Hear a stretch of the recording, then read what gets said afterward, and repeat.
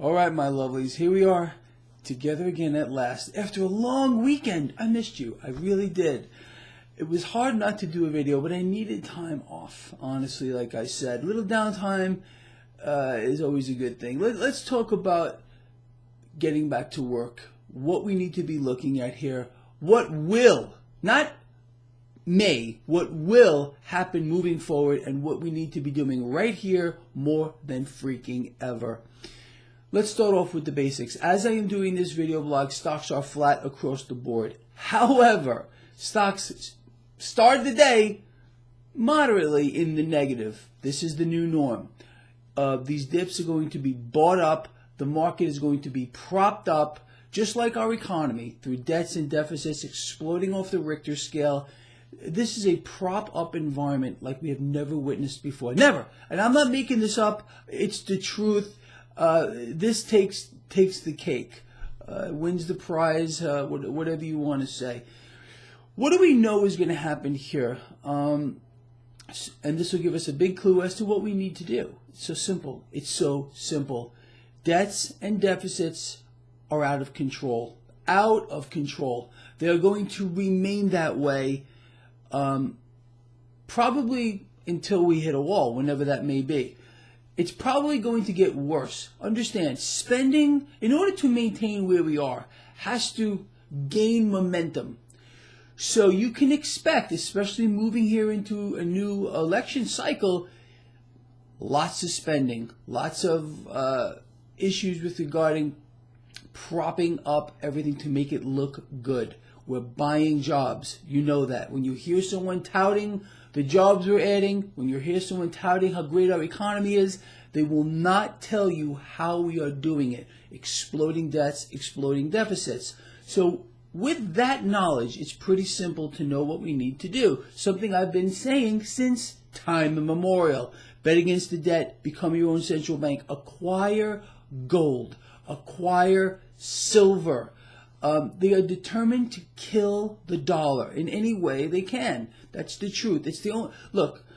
Understand, this is not just our Federal Reserve. It's world central banks. They're all determined to kill their respective currencies in this environment. They have no choice. So knowing that they have no choice but to prop up, to print, to lie, you know where we need to be. It's so simple. The other place where we need to start paying a little bit more attention to here is cryptocurrencies.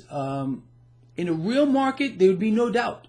We would need to be allocating a significant amount of funds, not just in gold, not just into silver, but also into cryptos. But the fact that Wall Street's got their ugly hands on Bitcoin futures, that's the little fly in the ointment here. But that does not mean that you shouldn't have this, at least as a part of your portfolio. I believe that, at least in this environment here moving forward. And we'll see how that plays out. So, number one, silver, number one. Number two, gold. The other metals too, platinum, palladium. There's nothing wrong with them. I own them. I own gold, silver, platinum, palladium. I own them all. And I always add to these things incrementally. And I have been doing this for a very long time.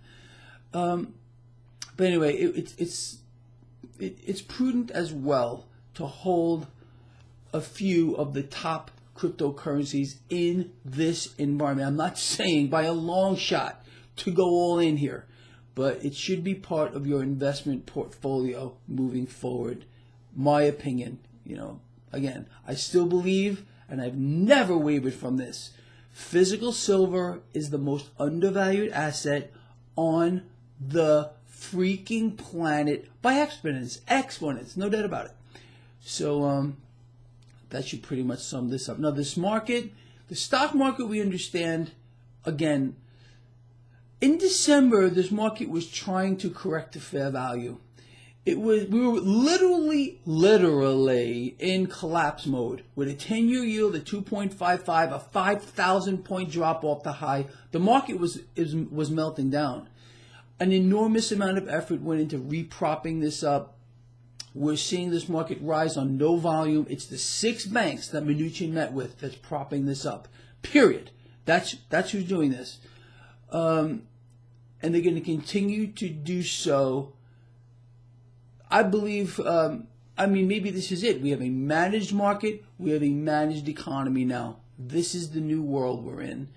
And although from time to time this guy's brain falls back into believing that maybe the market is real, sometimes that happens to me. And I know I sit here and tell you all the time how fake it is. But I just can't believe. Sometimes I just get overwhelmed with how fake it is. I mean, this is it. This is it. The king fake market of history and a fake economy that we've never seen before. Anyway, we know how to take advantage of it moving forward. And that also means getting into this market, taking advantage of the rigging, taking those profits, reallocating them into other things. It's so simple. It's so simple. All right, with that said, let's keep an eye on all this moving forward. You know, I think right here, I laid out a good plan for you that you should be thinking about how to position yourself moving forward, because it's not going to stop until we hit that wall. There is no doubt about it. And that should tell you something, that there's such an effort here to prop up this market, to keep the illusion of a strong economy real. You know, it's always the same. Look here, do not look here. That bothers me too. It really does. There's no doubt about it. You know, why can't we be told what's really going on? I think because people would panic. If people were told, well, you know what, we're adding all these jobs, but this is how we're doing it, people would say, whoa, how does that work? You mean if we were not inflating debts and deficits like we are now, we would not be adding all these jobs? Duh. Yeah, that's the truth. But again, the illusion must be kept real.